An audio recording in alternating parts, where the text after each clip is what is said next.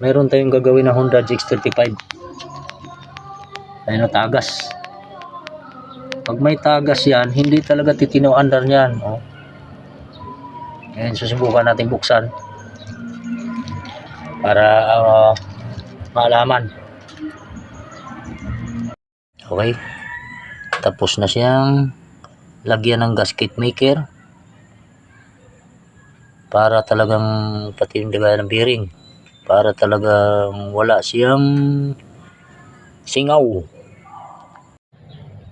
Ito na ngayon ang timing. Yung arrow, yung makita. Yung arrow na yan, yung arrow dapat nakalagay talaga dyan sa taas. Yan yung timing niya. Nasa top talaga yan yung arrow na yan pag ilagay ito doon.